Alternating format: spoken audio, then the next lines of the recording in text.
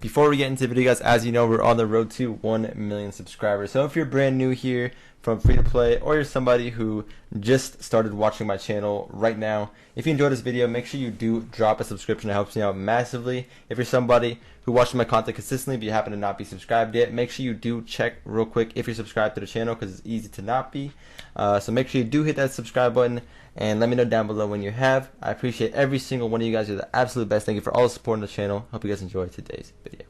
Yo, what is up, guys? So we're back with part 2 of our beginner's guide to Rocket League.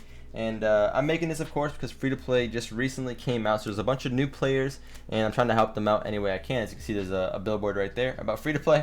So I'm trying to help them out any way I can. And there will be some tips in here that will definitely help you guys, even if you're an older player. There's going to be some tips about rotation in this video, some tips about positioning in general. The hard part about this is I'm going to be showing you guys these things through pro replays. It's going to be pro game replays. So it's a little bit weird because obviously you guys aren't going to be pros, so the position is going to be a little bit different.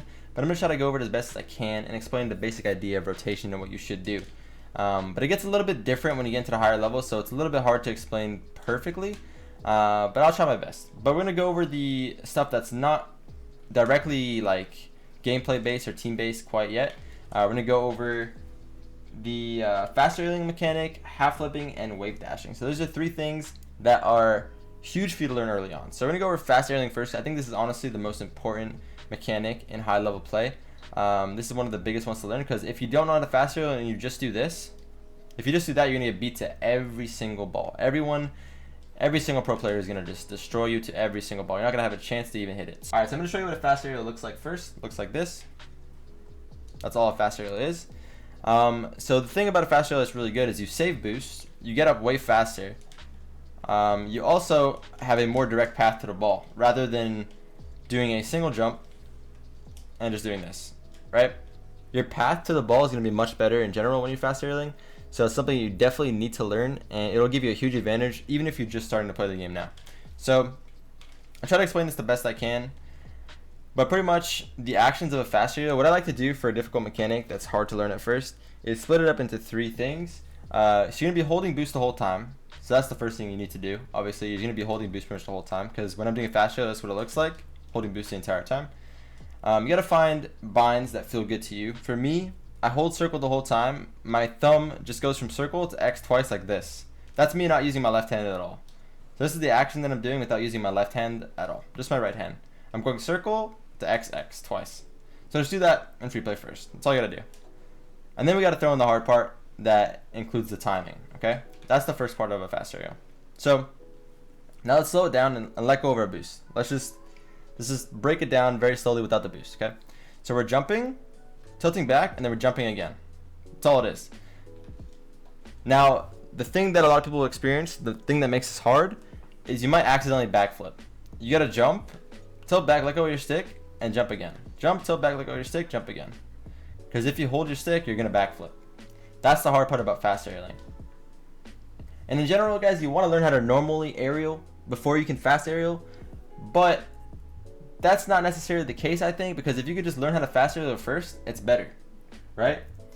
I think that you should only single jump aerial if you're going at a ball to flip at it. So that's what I was going to talk about next, but we'll finish off fast aerialing first.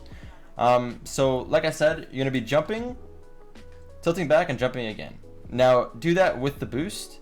Jumping, tilting back, jumping again. That's a fast aerial, but that's a slow version of it. It should be really quick. It should be jump, tilt back, jump. Jump, tilt back, jump. If you see my controller in the bottom left, I just tilt back and let go of my stick right away. That way I don't backflip. Because like if I hold back the whole time, I'm going to backflip. I'm not going to be able to do it. So that's what a fast aerial looks like. That's the idea of it.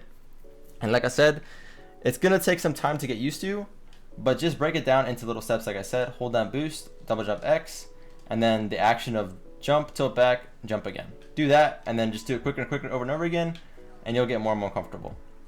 That's what fast aerialing is, and it's a super important skill. Now, if you're not fast aerialing, that's why I think you should learn fast aerials. There are simpler ways to learn how to aerial straight off the bat, but I think that fast aerialing, learning that right off the bat is just way better than just doing this to every aerial. I think that's just too slow, and it's just not a good thing to get into the habit of doing. I think if you learn how to fast aerial right away, you're gonna be building on that through all your hours playing Rocket League. So I think that if you're not fast aerialing, you should go into training packs and just practice jumping, boosting, and then using your flip to get a good shot. So you go into any training pack. I don't even have one set up here, but let's go into training pack. Let's go to, let's see what we can do. Would be easy here. Basic rebound practice, sure. I don't know what this is gonna look like. Okay. So I take time here, I'll jump, and I'll try to use my flip for the shot. So just go into something like this, and just practice doing this for normal aerials. And then if the balls are really high, like this one's a really high one, let me go for a double jump aerial. A fast aerial, right? Once you get comfortable, try to go for the fast aerials. Look at the difference between a double jump quick aerial and a slow one like this. You see the difference? You see how much different and how much slower I get to the ball doing it the normal way? So learn how to do the fast aerial. It's so much more helpful. It's going to take a very long time to get comfortable to the level that some pros are comfortable doing it.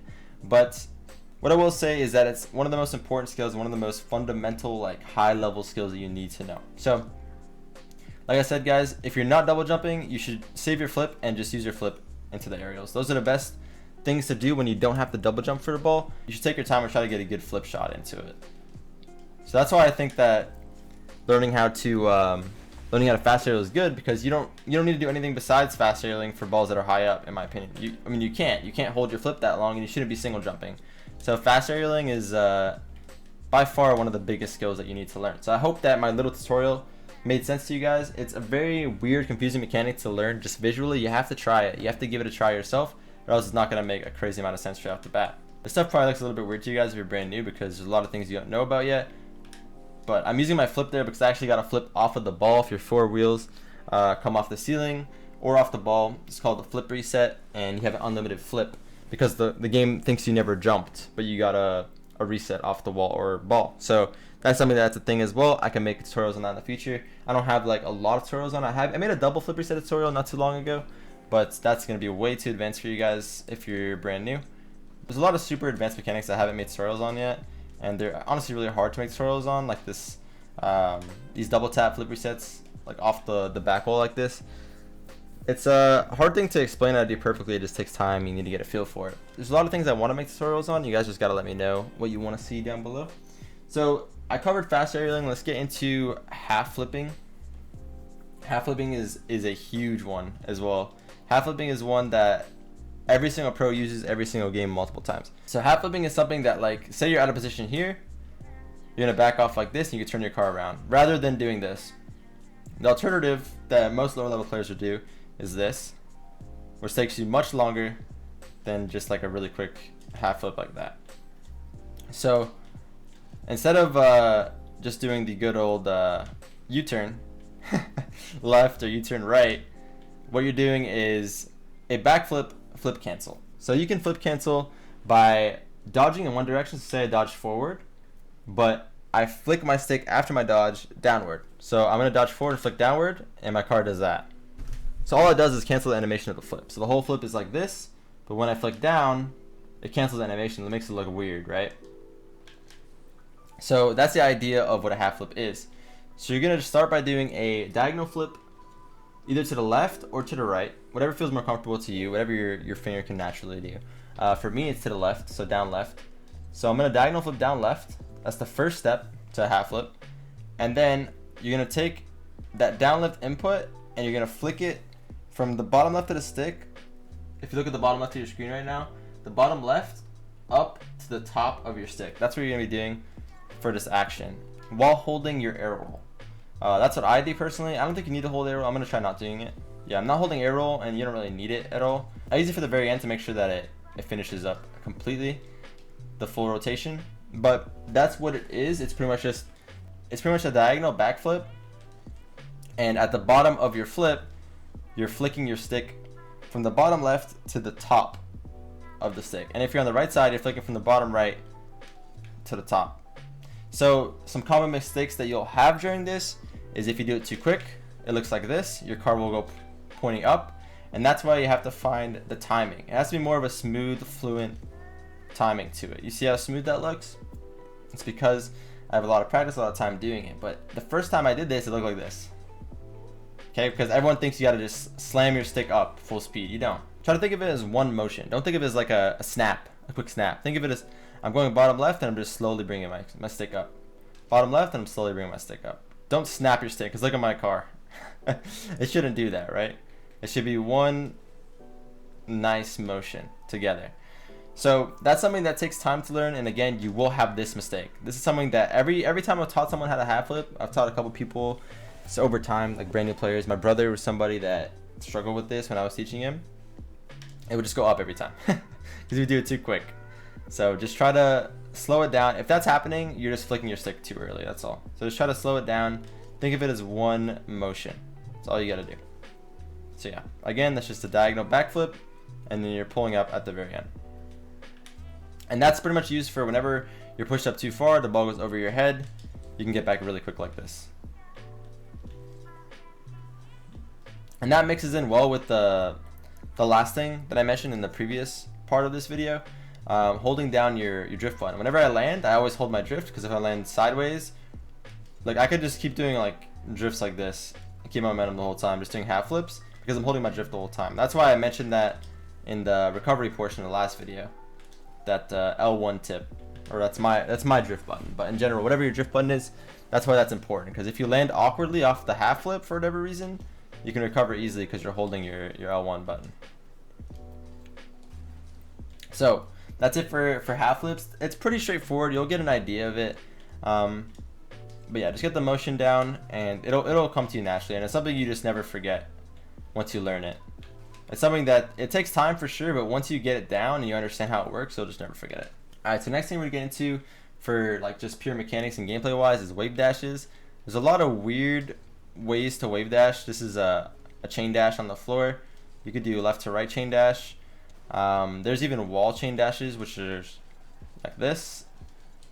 Those are very hard to do, and those are like super advanced. But in general, I'm just going to teach you the idea of how wave dash works. That was actually really sick. What the heck? So for wave dashes, I'm holding my drift button the entire time. That's why I had to mention the recoveries and drifting again in the previous video, because every time you land off of a wall, like a wave dash like this, I'm always holding my drift button, because if you land sideways, you want to be able to keep your momentum the whole time, right? So how a wave dash works is it's pretty much just one flip, either forward or a chain dash is to the side. All that is a side flip, but I'm jumping close to the floor. I'm lifting my wheels up like this, and then I'm just flipping to the right. That's all it is.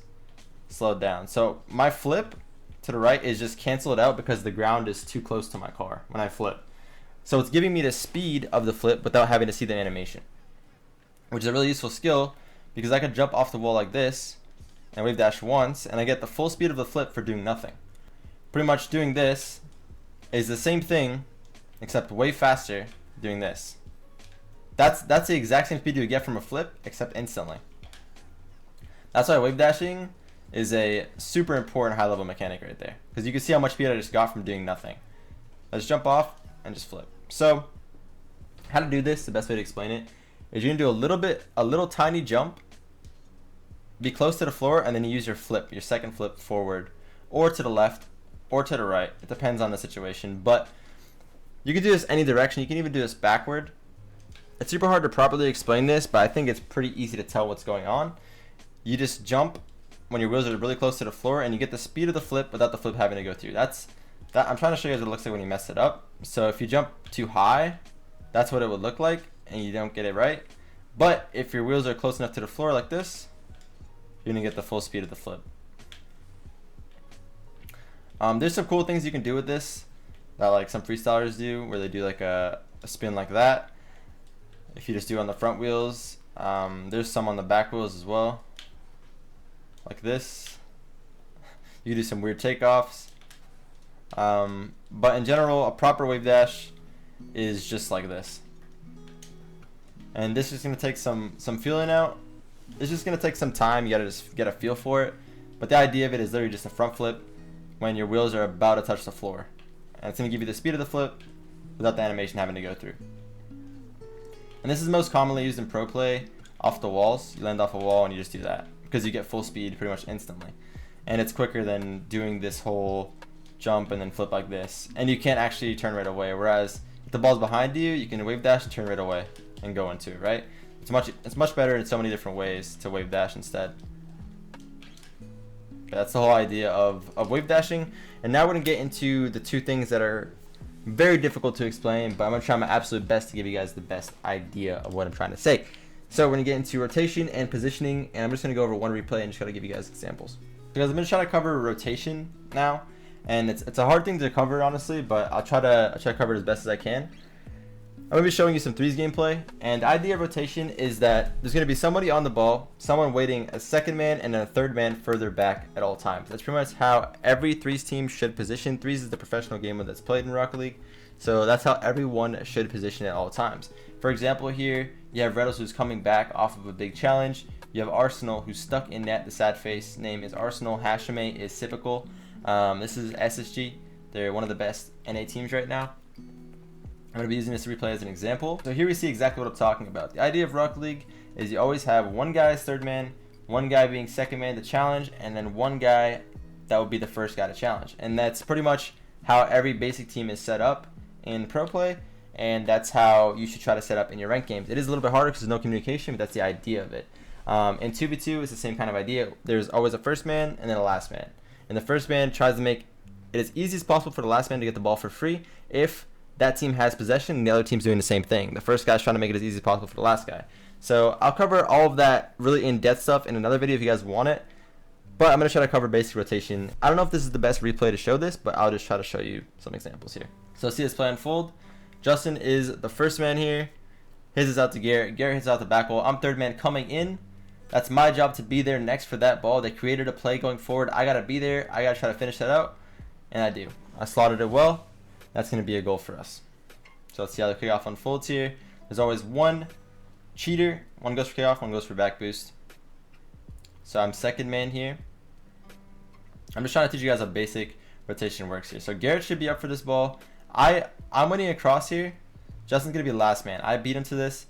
So now Garrett's rotating his last man. You see how Garrett rotated back here? And I'm telling him to go forward now because I rotated behind. There's almost a goal chance, and Justin's got to rotate behind because I'm going. So there's always somebody rotating back as someone's going toward the ball. That should always be the situation. All right, so here's another example here. I'm third man. I'm now going for this ball. Taking my time in the corner. I slowed it down. It's a good 50. Garrett's going as second man. Justin's probably going to be back here. Justin's third man, very far away. I'm now rotating back as third man. Justin wins a good challenge, and it's a goal. So we have constant pressure because of this rotation that's super fast.